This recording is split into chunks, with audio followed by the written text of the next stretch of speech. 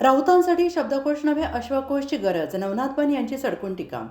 पश्चिम बंगाल विधानसभा निवडणुकीत भाजपने शानदार विजय मिळवलेला आहे. आता भाजप बंगालमध्ये सरकार स्थापन करणार आहे.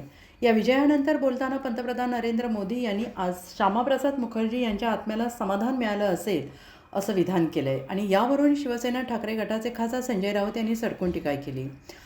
याला आता भाजपचे मुख्य प्रवक्ते नवनाथ बन यांनी संजय राऊत यांना प्रत्युत्तर दिलेलं आहे.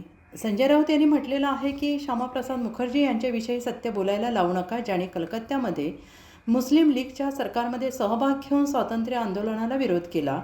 त्यांच्या आत्म्याला शांतता मिळणार असेल तर मिळू द्या. श्यामाप्रसाद मुखर्जी यांच्याविषयी त्यांनी न बोललेलं बरं. कलकत्ता विश्वविद्यालयामध्ये युनियन जॅक फडकवून ब्रिटिशांच्या विद्यालयाच्या सर्व विद्यार्थ्यांना जबरदस्तीने युनियन जॅकला सॅल्यूट मारणारा सांगणारे श्यामाप्रसाद मुखर्जी भारतीय जनता पक्षाला राष्ट्रवादीची व्याख्या बदलली त्या पद्धतीने मोदीसुद्धा ट्रम्पला सॅल्यूट मारत आहेत.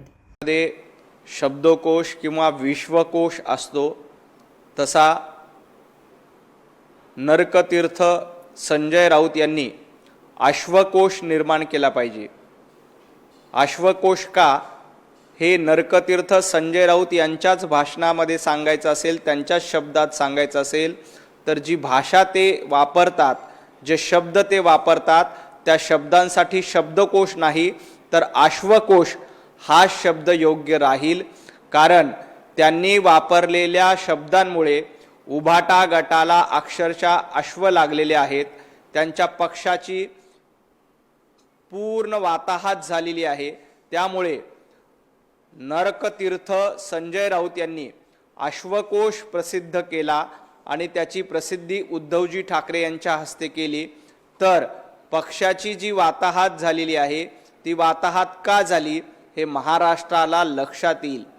ज्या पद्धतीनं पत्रकार परिषदेमध्ये संजय राऊत शब्द वापरतात त्या शब्दांसाठी शब्दकोश योग्य राहणार नाही, त्यासाठी विश्वकोश योग्य राहणार नाही. त्यामुळे तर्कशास्त्री नरकतीर्थ संजय राऊत यांनी अश्वकोशाची निर्मिती करावी आणि त्या अश्वकोशाचं प्रकाशन उद्धवजी ठाकरे यांच्या हस्ते करावं. अशा पद्धतीचे शब्द म्हणजे निवडणूक हारले की काय काय शब्द शोधून काढतायत काय कळतच नाही. हे सगळे शब्द एकत्रित करून त्याचा एक अश्वकोश जर का प्रकाशित केला तर महाराष्ट्राला या अश्वकोशाची प्रचंड मागणी होईल. आणि त्यामध्ये संजय राऊतांनी आपलं नाव लिहिताना जसं तर्कतीर्थ वगैरे असतं तसं नरकतीर्थ संजय राऊत या नावाने हा अश्वकोश प्रकाशित करावा. महाराष्ट्रात हा अश्वकोश खूप चालेल. अश्वकोश यासाठी म्हणायचं कारण संजय राऊत जे भाषा वापरतायत, संजय राऊत ज्या पद्धतीनं वेगवेगळे शब्द वापरतायत ते शब्द वापरल्यामुळे उभाटा गटाला त्यांच्या पक्षाला कशा पद्धतीनं अश्व लागलेत हे महाराष्ट्राला लक्षात येईल. Bureau report SPN Marathi, Mumbai.